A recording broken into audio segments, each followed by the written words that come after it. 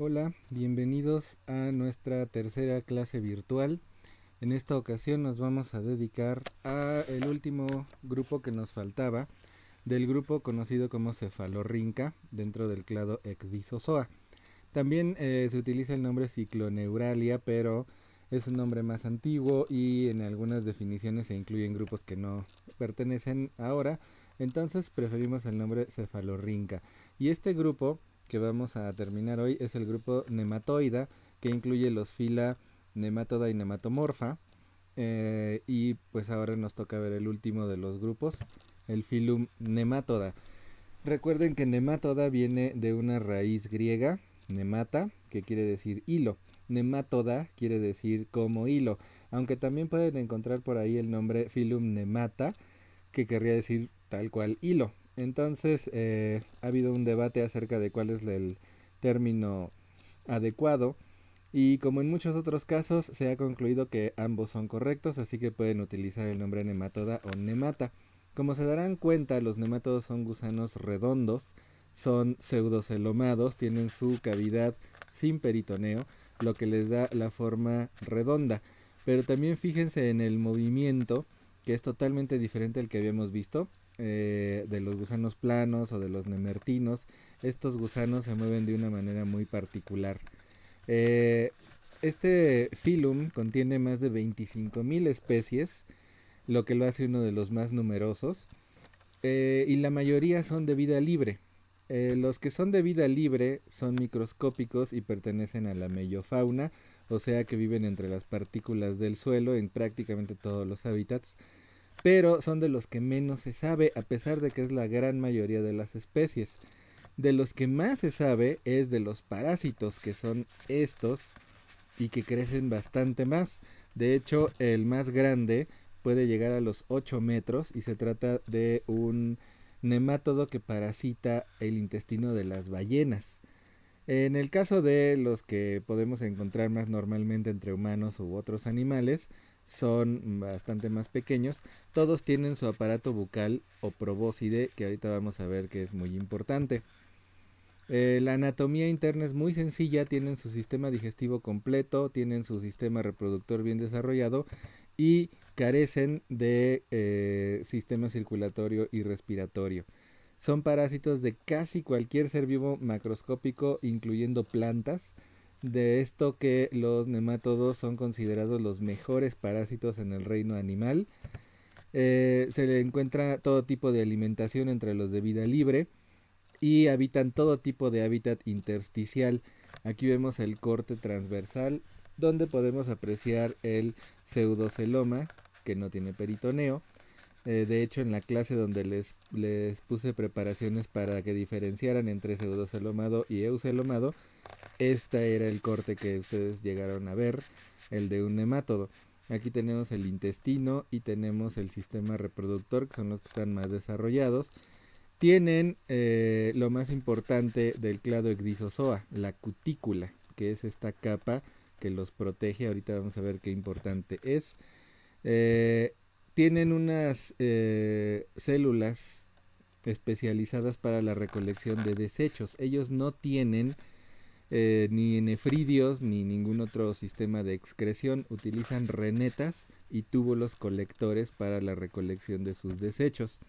La epidermis por debajo de la cutícula es sincitial o celular y ahí vienen los cordones nerviosos que le ayudan a mover estos músculos que vemos aquí. Los músculos son solamente longitudinales y no tienen músculos circulares como los nemertinos, por eso no hacen el movimiento de ondulación que vemos en otros gusanos, sino que estos músculos actúan en contra del espacio celómico y se doblan. El espacio celómico actúa como esqueleto hidrostático y lo regresa a su posición original, por eso los nemátodos se mueven como latigueando. Presentan 4 mudas de su cutícula, tienen los sexos separados, excepto algunas pocas excepciones. Presentan un tipo de segmentación intermedia entre radial y espiral. La fecundación es exclusivamente interna y tienen un ligero dimorfismo sexual. El macho siempre tiene la punta de la cola en forma de gancho porque lo utiliza para aparearse. Y eso lo vamos a ver un poco aquí. El video no es muy claro, pero lo que vemos es dos nemátodos intersticiales en pleno apareamiento. Uno de los organismos que se usan mucho en genética y del cual se tiene mucho conocimiento sobre su genoma es un nemátodo, así como Drosophila melanogaster, que es un organismo sobre el que se trabaja mucho, también en un nemátodo conocido como Cenorhabditis elegans. Es también un modelo para estudios genéticos. Y aquí vemos al macho y a la hembra cómo se aparean. Fíjense cómo el macho repta por encima de la hembra, se enreda en la hembra y con la punta de su cola, que estaría por acá, va a aparearse con la hembra. Vamos a ver ahorita en una toma más cercana cómo el aparato intromitente del macho penetra el orificio reproductor de la hembra y así se da el intercambio de gametos para la reproducción. Y esto lo hacen todos, tanto los de vida libre como los parásitos. Entonces aquí ya no tenemos que los gametos queden libres en el medio o ninguna otra forma. Aquí fíjense cómo ya está inyectando el esperma. Repito, el video no es muy claro que digamos, pero es el mejor que vi en internet para poder ilustrar esto del apareamiento. Entonces, los nemátodos que viven en el suelo tienen una gran variedad de modos de alimentación. En esta gráfica nos los ilustran, pero vemos como la gran mayoría son herbívoros, muchos de ellos parásitos de plantas. Pero después de los herbívoros, los bacterióvoros son muy abundantes.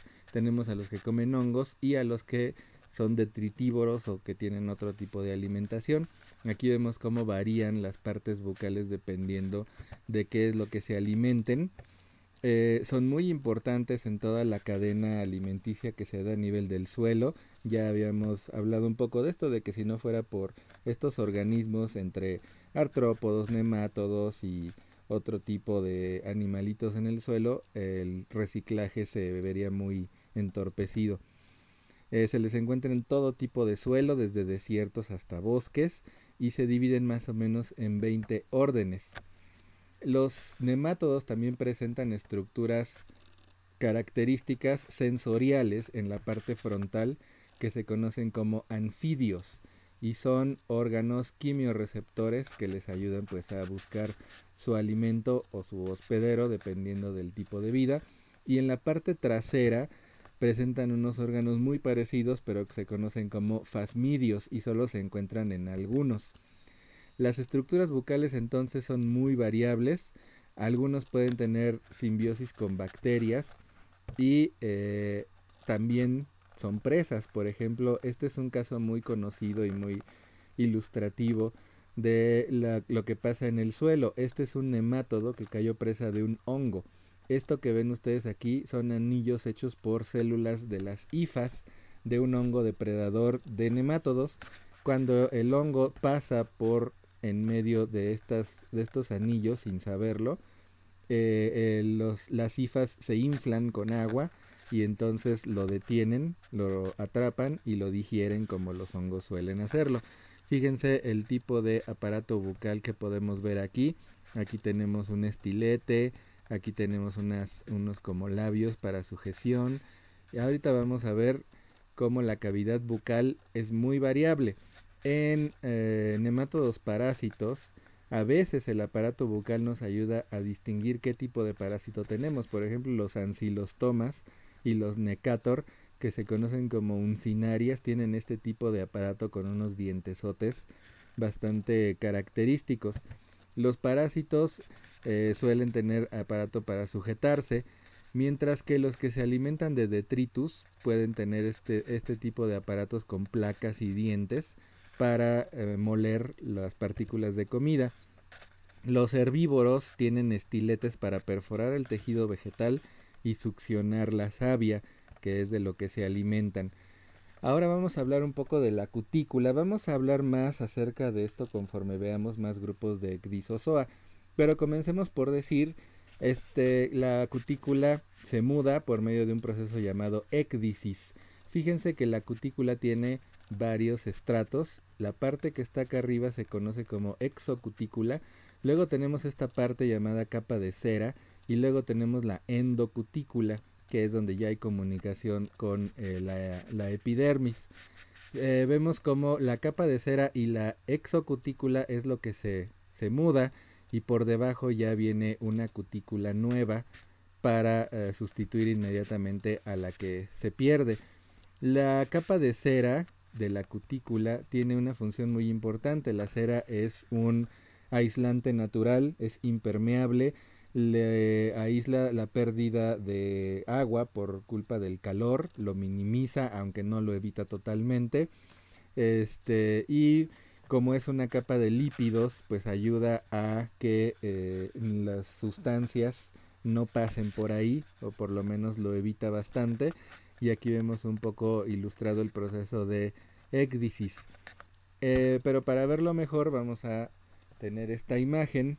Aquí está el nemátodo que acaba de salir de su piel vieja. Recuerden que a la piel vieja le llamamos exuvia. Entonces, pues así es como se vería. A lo largo de los grupos de Ecdysozoa trataré de ilustrar, siempre que se pueda y que haya material disponible, cómo mudan los diferentes grupos. Aquí tenemos al nemátodo que acaba de mudar. Cada muda nos delimita el paso de un estadio al que sigue, es decir, de la primera larva a la segunda larva, al juvenil, al adulto. Recordamos, por ejemplo, los nematomorfos solo tenían una muda de juvenil a adulto porque la larva se desarrolla básicamente sin cambios. Aquí vemos más de cerca la exuvia. Algunos organismos del clado Ecdysozoa utilizan esta exuvia como capullo para sus huevecillos. Acuérdense que lo vimos con loricíferos. Y el proceso de muda se puede vincular a muchos otros procesos. El más espectacular, yo diría yo, es la metamorfosis en los insectos, pero también puede haber regeneración de algunas partes del cuerpo por medio de la muda. Entonces, pasamos a la diversidad de nemátodos, sobre todo de nemátodos parásitos, que son los que más conocimiento acumulan por el efecto que tienen sobre los humanos, sobre los animales y sobre las plantas. Este es posiblemente el nemátodo más conocido en el mundo. Hay quien dice que alguno de estos nemátodos intestinales está presente en prácticamente toda la población mundial. O sea, todos tenemos o hemos tenido en alguna parte de nuestras vidas alguno de estos viviendo dentro de nosotros. Ascaris lumbricoides es la lombriz intestinal, así se le llama comúnmente, más familiar. Se documenta desde el antiguo Egipto la presencia de Ascaris. Y la manera de diagnosticarla es así, viendo en el microscopio los huevecillos. La manera de verlos pues es bastante sencilla. Cuando se quiere diagnosticar a una persona o a un animal para ver si tiene huevecillos de nemátodos, simplemente se toma un diurex, se pega en el área perianal y se ve si ahí luego se pone en el microscopio y se checa si existen estos huevecillos. Aquí vemos el huevecillo recién salido, aquí está el huevecillo ya embrionado, que ya tiene aquí su pequeño embrión. Los huevecillos son liberados con las heces fecales y pueden entrar por muchas formas a el siguiente hospedero. Una de las más comunes es por el aire, ya que las heces se secan y se volatilizan y pues las respiramos básicamente. De ahí que es muy peligroso eso de que los perros anden haciendo popó en las calles sin más restricciones. Pero otra forma sería si los huevecillos se quedan en la ropa de cama y al momento de hacer las camas, sacudir las sábanas, uno puede volver a ingerir los huevecillos. Los huevecillos, ya sea que entren directamente al sistema respiratorio o que sean ingeridos por la boca, tienen que atravesar el intestino. Los huevecillos salen en el intestino y atraviesan los tejidos para entrar al flujo sanguíneo. La razón es muy fácil. No pueden vivir en el intestino porque todavía no están preparados.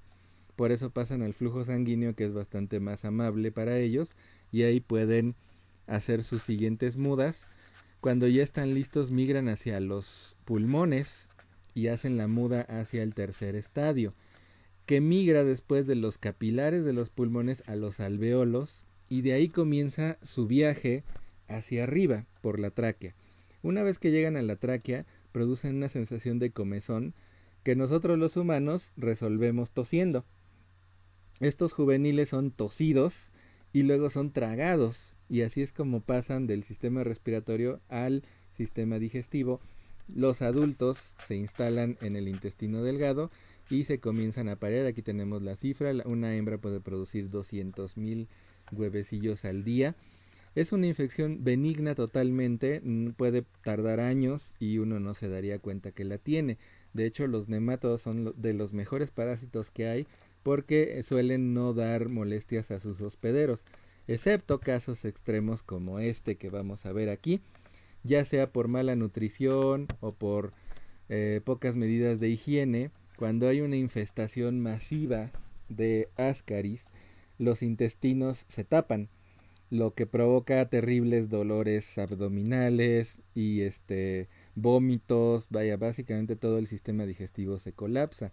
Lo que estamos viendo es el intestino de un paciente que está atascado de Ascaris, y entonces los cirujanos pues tienen que hacerlo manualmente. Abren el intestino como lo acabamos de ver, y entonces toman las pinzas y se dan a la tarea de sacar manualmente a los Ascaris. Ahí los tienen, así como los están viendo, es como los tenemos en el laboratorio. Me refiero a así extraídos del intestino en formol, y y pues muchos son producto de este tipo de infestaciones extremas, ¿verdad? Eh, Así es la única manera en que podrían dar molestias los nemátodos, cuando son infestaciones muy extremas, pero normalmente habitan pocos en el organismo de las personas, y pues pueden pasar ahí muchos años sin ser siquiera notados. Vamos a acelerar un poquito esto, porque pues es básicamente lo mismo, nada más para que vean la cantidad de Ascaris que pueden darse en situaciones extremas.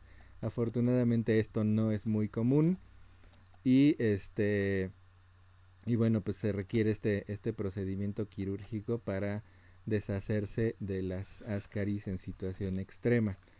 Y todavía va a seguir y seguir, entonces mejor aquí lo dejamos para no pasarnos todo el día viendo cómo sacan Ascaris de un intestino.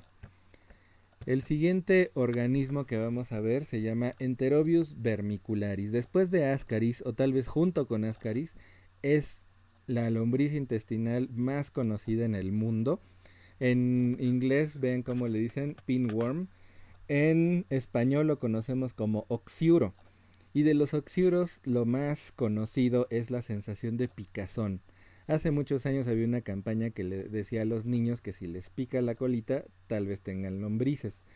Lo que pasa es que la hembra tiene que salir del ano, usualmente durante las primeras horas de la mañana, y deposita directamente los huevecillos en la piel perianal. De ahí puede pasar dos cosas.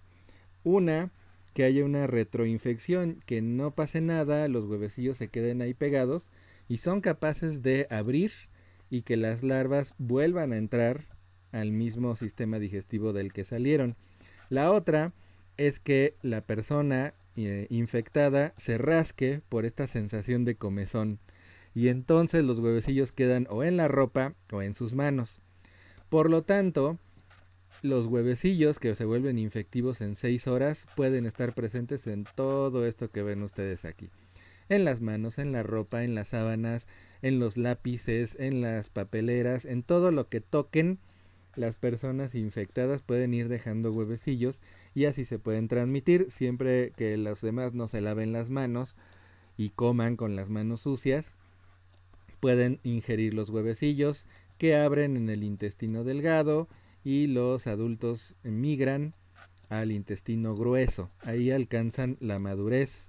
Los machos mueren, las hembras se quedan pues por mucho tiempo ahí depositando huevecillos, y también es una infección bastante benigna. Esto de las infecciones benignas resultó importante porque resulta que en países desarrollados y hasta en países subdesarrollados como el nuestro, en clases digamos medias, medias altas, se ha dado mucho la desparasitación constante. Seguramente a ustedes cuando iban en la primaria alguna vez les dieron un desparasitante y si fueron muy, digamos, disciplinados en su escuela, pues se los dieron cada año o cada 6 meses. Esto efectivamente limpia el cuerpo de nemátodos y también de algunos otros parásitos como amibas. Soluciones como el albendazol o el mebendazol son muy efectivas en este sentido, pero tiene un lado malo. Lo malo es que enfermedades como estas que están aquí, que son enfermedades autoinmunes, se dispararon. Y esto lo notaron en países como Inglaterra. Lo que pasó entonces es que se comenzó a correlacionar la frecuencia de la desparasitación de los niños con la alta incidencia de enfermedades autoinmunes. Total que llegaron al punto de proponer la terapia de gusanos. Quiere decir que cuando un niño o adolescente o persona en general está sufriendo mucho por alguna de estas enfermedades totalmente autoinmunes, pues se le receta una dosis segura, así la llaman, de gusanos. Es decir, se le inoculan en el intestino Ascaris, Enterobius o algunas otras especies y entonces el sistema inmune ya tiene que atacar. Al parecer, la alta incidencia de este tipo de enfermedades autoinmunes se dan porque el sistema inmune se queda sin nada que hacer y empieza a reaccionar de una manera exagerada ante cualquier cosa, el polvo, el látex o cualquier otro alérgeno. Entonces, estas reacciones extremas como el asma, como el eczema, se pueden controlar dando parásitos al cuerpo. Los gusanos entonces además generan sustancias que suprimen un poco el sistema inmune y ha dado buenos resultados. Ahí se los dejo para que lo investiguen. Si les llega a interesar investigar en este tema, es algo muy interesante. Pasamos a las uncinarias, conocidas vulgarmente así, y también por los médicos los conocen como uncinarias. Nosotros los conocemos como ancilostomas y necator. Se diferencian los dos grupos de uncinarias por la forma de los dientes en el aparato bucal. Las uncinarias tienen un sistema de invasión diferente. Ellos presentan una larva rhabditiforme, que es la primera que se forma después de salir del huevecillo. Y luego tiene que pasar a un estadio infectivo, que es la larva filariforme. Filaria quiere decir también hilo, y quiere decir que son larvas muy delgaditas. Estas larvas pueden penetrar la piel e inician la infección, lo que da un fenómeno conocido como larva migrans o larva migrante, que es pues básicamente la larva moviéndose por la piel o por otros tejidos del cuerpo. Las personas que lo han sufrido dicen que se siente como una quemazón por donde va pasando la larva y pues lo único que se puede hacer ahí es la extracción manual del gusano. Lo malo, ya se los había yo comentado con los tremátodos, es cuando el parásito termina en nosotros cuando no debería de haberlo hecho, cuando somos hospederos incidentales o paraténicos, y entonces se pierde y puede terminar en cualquier tejido del cuerpo, lo cual es muy peligroso, como vamos a ver a continuación. Entonces aquí estamos viendo a la larva migrando a través del tejido, y por eso son conocidas las uncinarias, por el efecto de larva migrante. Otra uncinaria es Necator americanus, donde vemos también la larva rhabditiforme, que se convierte en larva filariforme, que puede penetrar entonces la piel, entra al torrente sanguíneo, puede viajar por un montón de órganos y de manera ideal se instala en el intestino. Fíjense el aparato bucal de Necator americanus, que es diferente al que veíamos con Ancylostoma duodenale.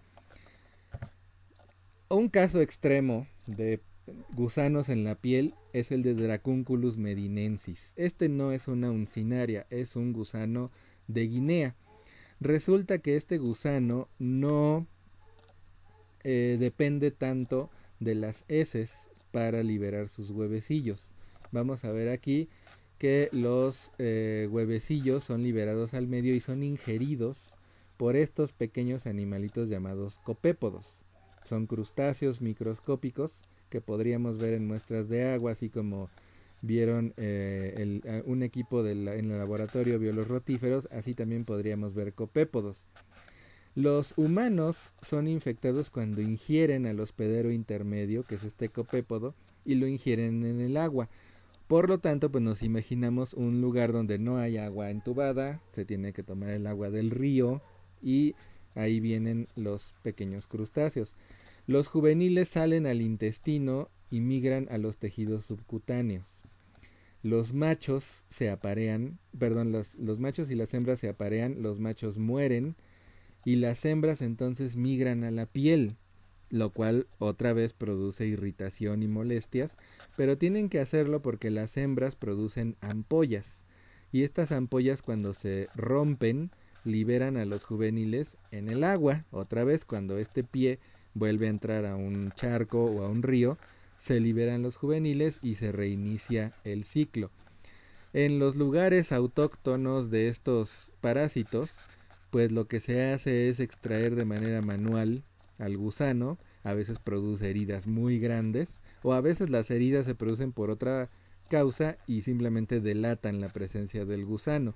Pero esta es una manera muy tradicional de sacarlos, con una varita se logra enredar la colita del gusano y después con paciencia, porque se rompen, se sacan todos y se logra por lo menos extraer a ese parásito, pero imagínense en estos lugares la incidencia es altísima y seguramente va a haber más infecciones.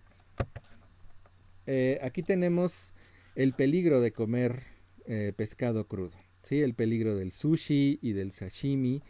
De hecho ya se han producido artículos como este donde nos advierten el riesgo de comer parásitos como el anisakis comiendo pescado crudo. Fíjense la cantidad de nematodos que podemos encontrar en la muestra de pescado crudo. En este esquema nos muestran que aparte del anisakis podemos encontrar muchos otros parásitos en el pescado crudo, por ejemplo los clonorchis y los difilobotrium, que son tremátodos que ya vimos cuando vimos a los parásitos platelmintos. El ciclo de vida de Anisakis es este que está aquí. Este es el ciclo de vida de Natostoma. Y resulta que nosotros no somos el hospedero definitivo. Ese es el problema. El hospedero definitivo en el caso de Anisakis sería un mamífero acuático como los delfines. Los huevecillos salen en las heces, son ingeridos por un crustáceo pequeño y después son ingeridos por un pescado. Ya sea en el crustáceo, marisco para nosotros, o en el pescado, nosotros podemos ingerir a los juveniles que de repente se encuentran en un hospedero paraténico y no saben qué hacer. Entonces lo que hacen es migrar a los tejidos y quedarse ahí en latencia. Entonces, pues ahí es cuando nos pueden producir problemas a nosotros. Algunos de estos gusanos pueden terminar en el pulmón, en el cerebro, en el ojo, y se han dado casos así muy parecidos. Aquí tenemos el ciclo de vida de Natostoma, donde tiene un hospedero intermedio que es un crustáceo. El crustáceo es comido por otro hospedero intermedio que puede ser un sapo y este pasa a un hospedero definitivo que sería un mamífero, ¿verdad? Ya sea un omnívoro como los cerdos o un carnívoro, como un perro o un gato, y ahí se da la reproducción sexual. Las aves también pueden ser hospederos paraténicos, pero nosotros lo somos. Y aquí es donde se puede dar una anatostomiasis en la piel, en el ojo, en las vísceras o en el cerebro. Ese es el gran peligro de la anatostomiasis. Vamos a pasar a la siguiente especie, Trichinella spiralis, una especie muy conocida por viajar en la carne de cerdo. La triquinosis es la infestación de la carne, como vemos aquí, con estos quistes de larvas en el músculo. Vemos cómo las larvas son ingeridas al comer carne mal preparada, se liberan y forman estos complejos de una célula muscular con un nemátodo adentro. Se conocen como células guardería o células enfermeras, que son las que van a servir de refugio a la larva. Las larvas pueden madurar, se liberan en el intestino delgado, pueden ser llevadas del intestino delgado por el flujo sanguíneo a todo el cuerpo. Puede haber ahí afectaciones en el corazón, afectaciones en el cerebro, y las larvas pues se vuelven a enquistar en las células musculares, esperando pues que sean comidas por el siguiente hospedero. Esta es una de las afectaciones más antiguas que se conocen, la oncocercosis o filariasis. A estos animales se les conoce como filarias por las larvas tan pequeñas y delgaditas que producen, y producen estas afectaciones conocidas como la ceguera de los ríos en África o simplemente oncocercosis aquí en América. De hecho, en Tabasco y en la península de Yucatán se han dado muchos casos, por lo menos se daban a mitad del siglo XX, muchos casos de oncocercosis que produce estas bolas en la cabeza. La ceguera de los ríos se da por una especie llamada loa loa. El gusano se libera y se encapsula en el tejido cutáneo de la cabeza, y de ahí puede bajar y destruir a su paso las estructuras del ojo, y por eso produce una ceguera.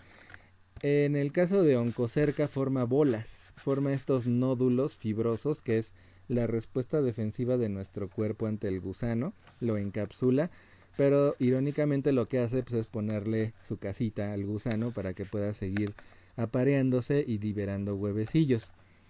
Pero ¿cómo le hacen para llegar a la cabeza? Lo que pasa es que estos gusanos no son transmitidos por un hospedero intermedio al que nosotros nos lo comemos, sino por un vector.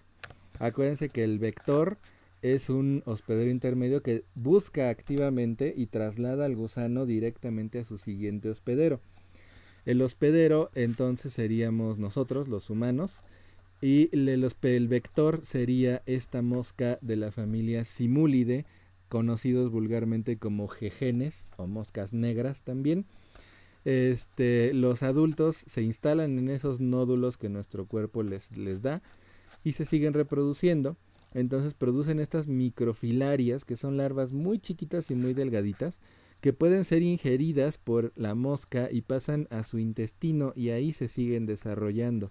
Cuando ya están maduros en el estadio infectivo juvenil, migran otra vez a las partes bucales de la mosca y son inyectados en la piel cuando la mosca se alimenta de la sangre de otro ser humano, y se repite el ciclo. Ustedes vayan viendo qué ciclos de los que vemos son directos, qué ciclos son indirectos, porque seguramente eso voy a preguntar en el examen, qué ciclos usan vectores y qué ciclos usan solo hospederos intermedios. Otra de estas infecciones por filarias produce una cosa muy terrible llamada elefantiasis. La elefantiasis se denomina así porque es un efecto en el que una extremidad se atrofia, el tejido se vuelve grueso, totalmente atrofiado, y la piel se vuelve como de elefante, por eso la elefantiasis. Esta enfermedad también es producida por una filaria, aunque también puede ser producida por otras cosas. Puede haber razones genéticas o virus o de otro tipo, pero en el caso de la filariasis por nemátodos se da por especies como Buchereria bancrofti y Brugia malayi, que producen filariasis linfática. Lo que vemos aquí es el efecto de que los gusanos se instalan en los nodos linfáticos, que son los que producen el agua en la que se disuelve nuestra sangre, que es la linfa.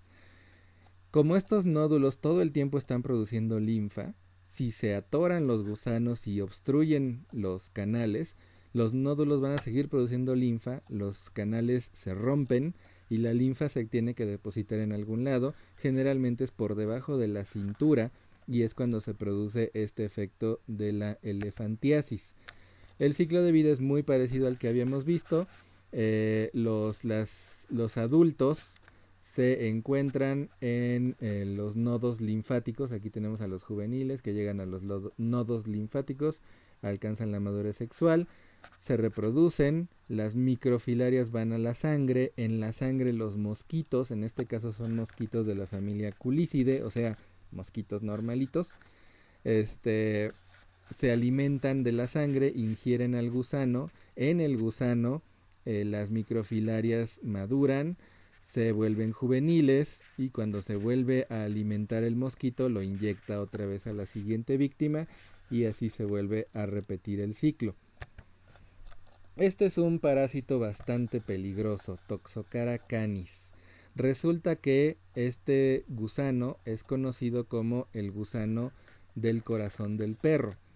Es muy peligroso para las mascotas, ya que puede producir infección incluso a través de la barrera placentaria. Las larvas son capaces de infectar a los fetos que están en desarrollo en una mascota preñada, pero también pueden infectar al humano. Aquí dice las larvas en el hospedero paratécnico puede migrar a cualquier órgano y se quedan ahí en estado de latencia. Este es un episodio de la serie Parásitos Asesinos del Discovery, donde podemos ver el caso de una niña que presentaba dolores de cabeza, le dolía ver la luz, la revisaron por medio del oftalmólogo y le encontraron gusanos adentro del globo ocular. Esto se debía a una infestación por Toxocara canis a través de sus mascotas. Entonces pues tuvieron que hacerle todo el tratamiento que incluía pues la extracción directa por medio de una cirugía de ojo del gusano. Este es uno de los casos en los que el gusano se encuentra en un hospedero erróneo y entonces pues simplemente se pierde en el cuerpo. Ahí vemos parte del tratamiento que tuvo que sufrir para poder extraerle el nemátodo del ojo. Vamos a la siguiente especie. Esto es nada más para ilustrarles cómo los nemátodos pueden ser parásitos de todo tipo de seres vivos, incluyendo las plantas. El género Heterodera es muy conocido por infectar cultivos de importancia económica. Ahí vemos las raíces, ¿sí? En el suelo es donde se encuentran los nemátodos juveniles viviendo y en cuanto encuentran una planta van a ir a instalarse por medio de su aparato bucal en forma de estilete, perforan las raíces para alimentarse de los nutrientes. Una vez que ya se instalaron ahí, los machos tienen que buscar hembras para aparearse. Las hembras simplemente se hinchan, pierden absolutamente toda otra función, se convierten en simples gónadas y se la pasan liberando huevecillos para que el ciclo siga adelante. Este video, por cierto, es de un insecticida, bueno, no insecticida, un plaguicida hecho precisamente para los nemátodos. Aquí vamos a ver cómo se distribuye por medio de tubitos como de riego y al distribuir esa sustancia en el suelo, los nemátodos se mueren. Obviamente que si hay algún daño al medio ambiente o eso, pues aquí no nos lo dicen porque este video es de propaganda para el plaguicida. Vamos a ver aquí al final cómo sale el logotipo de la empresa que lo está produciendo, ¿sí? Pero pues es que la infestación por nemátodos es una de muchas plagas que tienen que combatir todos los que se dediquen a cultivar plantas. Fíjense, aquí están las hembras produciendo huevecillos que se vuelven nódulos, se hinchan, se vuelven sésiles y ya se van a quedar ahí para toda su vida. Producen huevecillos, los huevecillos se vuelven juveniles, algunos juveniles se vuelven a pegar a las raíces y otros, como los machos adultos, se tienen que salir para buscar a las hembras, aparearse y después morir, ¿sí? Este es tal vez uno de los usos más benéficos de los nemátodos. No todo es negativo, ya vimos cómo algunos nemátodos nos pueden ayudar a mejorar nuestra salud y estos nos ayudan a combatir enfermedades tan peligrosas como la malaria, como el dengue, que es transmitida por mosquitos. Este es un artículo de Nicaragua, que es un país muy afectado por el dengue y por la malaria, donde nos muestran una especie de nemátodo que puede ayudar a controlar vectores de la malaria, o sea, mosquitos. Vamos a encontrar dos tipos, steinernemátidos, que tienen sexos separados, y heterorhabdítidos, que pueden ser hermafroditas. Vamos a ver ahorita ejemplos de los dos. Esto que ven ustedes aquí es una larva de mosquito, así se ven, se los reconoce por estas mandíbulas y por las sedas tan grandes y este collarín. Son muy inconfundibles las larvas de mosquitos, si no búsquenle en su casa si tienen algún cacharro con agua, busquen, a lo mejor van a tener ahí las larvas de mosquito. Pero esta larva de mosquito está totalmente infestada de pequeños nemátodos que se desarrollan ahí, ahí se aparean, ahí viven y ahí se dispersan. Básicamente lo que necesitan es el cuerpo de una larva de insecto para vivir. Obviamente esta larva pues ya está muerta, ¿verdad? Ya nada más sirve como refugio para los nemátodos. Y si se logra tener muchos nemátodos en un cuerpo de agua, pues se puede acabar de manera bastante efectiva o por lo menos reducir mucho la población de mosquitos y reducir la transmisión de estas enfermedades. Ahora vamos a ver un uso un poco más comercial de estas mismas, de estos mismos nemátodos con larvas de insecto. ¿Sí? Aquí vamos a ver tres ejemplos. Este es el de Bradicia ocellaris, una mosquita que es también parásito de algunas plantas. Obviamente las larvas. Las larvas se encuentran en el sustrato. Una larva de mosca siempre va a ser así, como un gusano sin ningún apéndice y con una cabecita, o a veces ni siquiera va a tener esa cabecita que vimos. Y viven en el suelo y se dedican a alimentarse de las raíces de las plantas. Aquí vemos al adulto que anda depositando sus huevecillos. Estas larvas entonces pueden hacer mucho daño a las plantas alimentándose de ellas porque se encuentran en números muy grandes. Aquí vemos como la larva da origen por medio de la metamorfosis al adulto, eso ya lo veremos más adelante. Pero de lo que se trata aquí es de cómo se controlan estas larvas con ayuda de los nemátodos. Los nemátodos se depositan en el suelo, ahorita vamos a ver cómo se le hace, y estas larvas que tienen un cuerpo pegajoso, como lo dicen aquí, se adhieren perfectamente a la cutícula de la larva del insecto. Aquí vemos cómo están rodeando totalmente al insecto hasta que penetran esa piel y se desarrollan en su interior. Ahí las vamos a ver. La larva se convierte en un refugio para nemátodos. Los nemátodos ahí se desarrollan, se reproducen. Los mismos nemátodos que entraron al cuerpo de la larva, ellos mismos se llenan por dentro de sus mismos embriones, no depositan los huevecillos, sino que se quedan adentro y pues al final todos mueren, tanto la larva del insecto como los adultos de los nemátodos, porque los juveniles rompen la pared del cuerpo y se liberan. Aquí vemos como esto de DJs quiere decir juveniles de Dower, que es el término que se les da a estos gusanitos que son los que van a hacer el control biológico de las larvas. Entonces vemos cómo se pueden apreciar ahí las larvas que ya están totalmente infectadas por los nemátodos. Vamos a ver cómo ahí nos marcaban algunas horas después de aplicado el tratamiento, ya se puede ver la infección.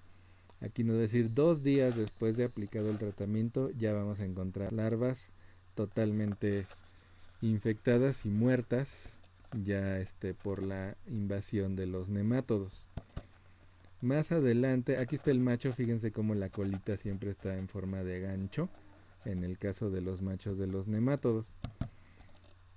Y pues así es como se termina con las poblaciones de esta mosca Bradicia. Y ahora vamos a ver a este que es un gorgojo. Los gorgojos también son sumamente dañinos para granos almacenados y para plantas. Vemos como aquí los huevecillos están en la tierra y obviamente las larvas de los escarabajos son muy diferentes, tienen mandíbulas y son más activas que las larvas de las moscas. También se alimentan de las plantas y pueden producir muchos daños. Fíjense sus mandibulotas, ¿sí? Con las que pueden dañar las raíces de las plantas. Entonces, en el suelo se inoculan los gusanos. Aquí vemos cómo vienen empacados en forma de polvito. Se diluyen en agua y luego esa agua se utiliza para regar las plantas. Ahí está en su regadera y entonces se procede a regar todo el terreno con esa agua, ¿sí? Y así se distribuyen los gusanos para que después puedan pasar a infectar. Ahí están libres los gusanos en el suelo, le pasan a infectar a las larvas, ¿sí? Y ahora vamos a ver a las larvas llenas de gusanos. Ahí están las mandíbulas características de una larva de escarabajo. Y ahí están los nemátodos invadiendo el cuerpo de la larva. Aquí están los adultos ya de los nemátodos con sus huevecillos por dentro. Esos huevecillos se van a quedar ahí. Y aquí ya está la larva muerta, totalmente infestada por gusanos que luego se liberan. Estos gusanos son hermafroditas, como lo señalaron ahí. Algunos todavía vienen con sus huevecillos aquí. Y así se vuelven a reproducir. Y vamos a ver un ejemplo más donde como también se utiliza como control biológico, pero en este caso se trata de Diabrótica virgífera. Es un gusano del maíz, de las raíces del maíz. Y aquí vemos otra vez los huevecillos, vamos a ver las larvas, ¿verdad? Y cómo las larvas van a ser otra vez invadidas por los nemátodos como controladores biológicos. Entonces, aquí están las larvas, cómo se comen las raíces, y ese es el daño que se quiere evitar. Y para eso es para lo que se utilizan a los nemátodos. Si quieren un campo de la entomología donde haya mucho dinero, este es el campo del combate a las plagas. Es donde hay muchos recursos, hay empresas privadas y también públicas involucradas en toda esta investigación. Entonces, pues este fue un pequeño vistazo al mundo de los nemátodos. Les dejo aquí alguna literatura donde pueden encontrar la mayoría de las cosas de las que les hablé ahorita. También les recomiendo que busquen en YouTube. Pueden encontrar también el caso de Anisakis, ¿sí? De los parásitos que se ingieren a través de el pescado crudo, ¿sí? Y entonces pueden ver los efectos que tienen en las personas que se los comen. Pueden tener desde efectos intestinales muy fuertes hasta casos ya muy extremos como que les salga el gusano en el ojo, en la lengua, en los pulmones. Y pues estas cosas como son no son muy habituales, pues son difíciles de diagnosticar. Entonces por eso se hacen estos programas para que ustedes los conozcan y para que la gente se informe, ¿no? De todos los riesgos de los nemátodos. Aquí tenemos ilustrado el aparato bucal de este nemátodo, del Anisakis. Entonces, hasta aquí llegamos con los nemátodos. Hasta aquí va a llegar el examen que voy a poner entre el viernes y el próximo martes. El siguiente martes me parece que ya es la Semana Santa. Entonces no va a haber clase a distancia en esos días, en esa semana. Pero pues tienen ustedes todo ese tiempo para hacer el examen y nos veremos a la siguiente semana para continuar con los temas del clado Ecdysozoa. Entonces recuerden, hasta aquí va a venir el siguiente examen que va a salir este fin de semana. Contéstenlo a través de Edmodo. Cuídense y ojalá nos podamos ver ya pronto. Hasta luego.